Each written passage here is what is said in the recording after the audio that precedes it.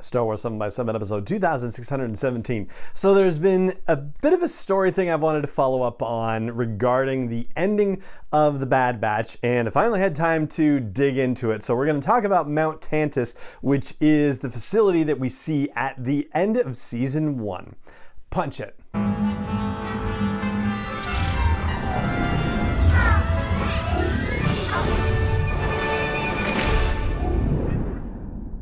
Hey Rebel Rouser, I'm Alan Voivod and this is Star Wars 7x7, your daily dose of Star Wars joy.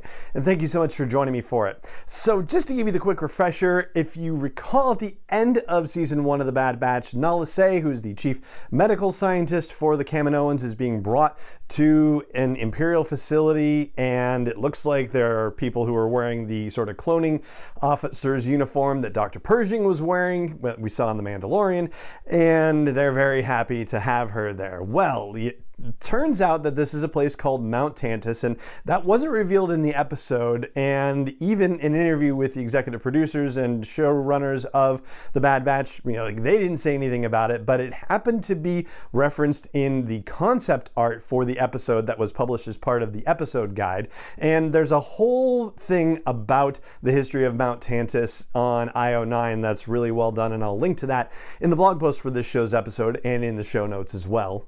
And that article does make reference to the fact that this is now kind of the second situation where we've seen the fine folks at Lucasfilm putting elements into stories that seem like they're kind of filling in some of the backstory of the Rise of Skywalker, if you will, right? Some of the stuff that might support the story of Palpatine being able to come back and be a menace to the galaxy. Well, there's something else actually about Mount Tantiss that's interesting and worth discussing, I think, that wasn't covered in this particular article, and that has to do with the Emperor's observatories. Now, if you need the refresher on that, the Emperor established a number of bases throughout the galaxy to kind of look outward, basically, and to store artifacts and to be prisons, stealing life force from people and all sorts of nefarious things, basically.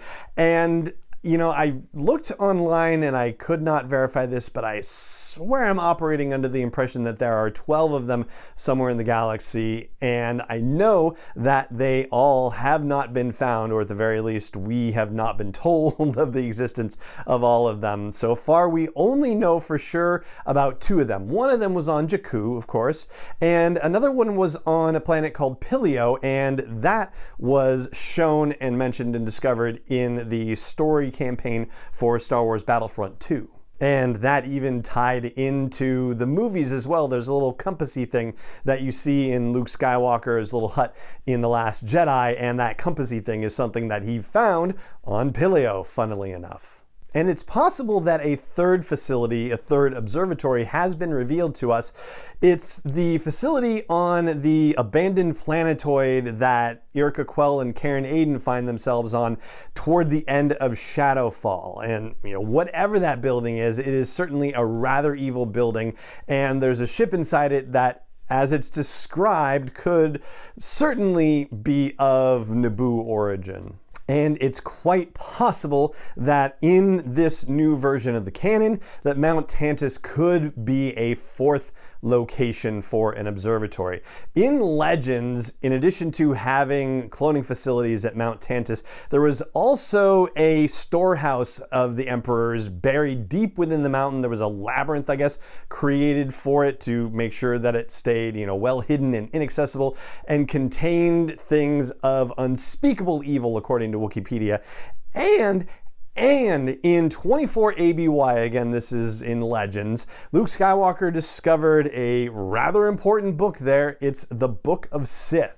That's an in-universe book that was then, published and written by Daniel Wallace, I believe it was, and goes into, some very deep Sith lore and has Night Sister stuff in it, all sorts of crazy stuff. And we've even talked about the Book of Sith on the podcast in the not too distant past, because it's possible that this leveler creature from the High Republic might have been one of the creatures that was referenced in very old stories in the Book of Sith. Of course, all that expanded universe stuff is now legends and now not officially the story, and so at this point, all we know for sure is that Mount Tantus is an Imperial facility where something regarding cloning operations of some kind is happening. But back in the heyday of that facility, which was in the Heir to the Empire trilogy, they were cranking out clones as, fast as a year, and Thrawn actually got it down to like 3 weeks basically to create a clone as opposed to 10 years, right? But there was the possibility of something they called clone madness that could happen, so yeah, it wasn't a perfect process by any stretch of the imagination. Yeah, the fact that Wayland is here certainly suggests that they are going to expand on the story of cloning operations and how the Empire decided to continue it if they did. But, we don't really know anything about clones in the post Republic fall situation, and I guess, as far as we know, they were eventually phased out because of the cost effectiveness of the Stormtrooper operation. So it's going to be really fascinating to see what they're actually going to use this facility for. One thing's for certain, though, we probably have not seen the last of Wayland and of Mount Tantus, certainly as the executive producers and showrunners Brad Rau and Jennifer Corbett have suggested in their recent interviews with StarWars.com.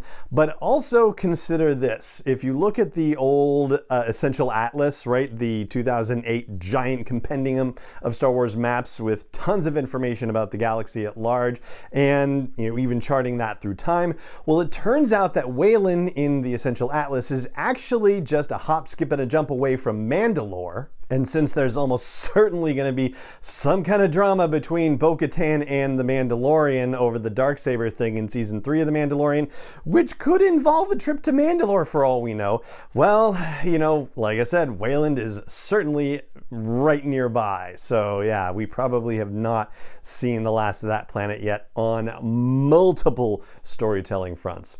And so there you go. That's the additional information I have about that finale of The Bad Batch and what Mount Tantus means and what it could have in store for storytelling in the future. And that is going to do it for this episode of the podcast. It just remains for me to say thank you so much for joining me for it as always, and may the Force be with you wherever in the world you may be.